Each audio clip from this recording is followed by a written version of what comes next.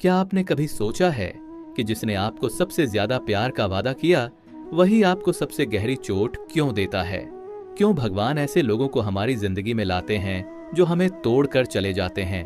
उस पल दिल में यही सवाल उठता है, भगवान आपने ये मेरे साथ होने क्यों दिया? लेकिन सच्चाई ये है कि भगवान हमें तोड़ना नहीं चाहते, वो हमें जगाना चाहते हैं। भगवत गीता में श्री कृष्ण कहते हैं, सुख दुखे समे कृत्वा लाभालाभौ जया जय। अध्याय 2 श्लोक 38, अर्थात सुख और दुख, लाभ और हानि, जीत और हार सबको समान भाव से स्वीकारो, क्योंकि ये सब कर्मों का परिणाम है। जब कोई हमें चोट पहुंचाता है तो कई बार वो हमारे ही पिछले कर्मों का हिसाब चुकता होता है, लेकिन भगवान इसे रोकते क्यों नहीं?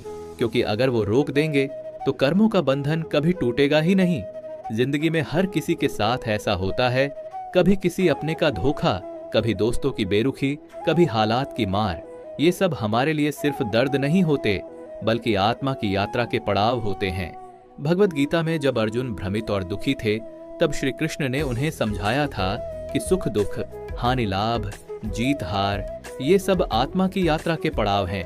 भगवान का यही संदेश आज भी हमें यही सिखाता है कि जब दर्द आता है तो वह हमें तोड़ने नहीं, बल्कि हमें और मजबूत और आत्मिक रूप से ऊंचा उठाने के लिए आता है।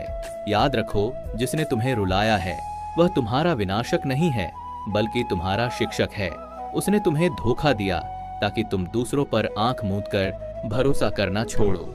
उसने तुम्हें छोड़ा ताकि तुम खुद को पकड़ना सीखो। भगवान कभी तुम्हें दर्द देकर खुश नहीं होते, लेकिन वो जानते हैं कि दर्द ही सबसे बड़ा गुरु है।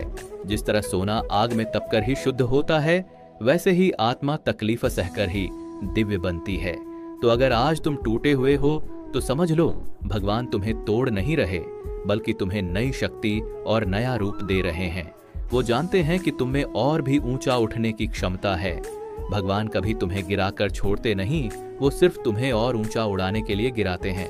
और जब यह सच्चाई तुम अपने दिल में उतार लोगे तो हर दर्द तुम्हें और मजबूत बना देगी। राधे राधे।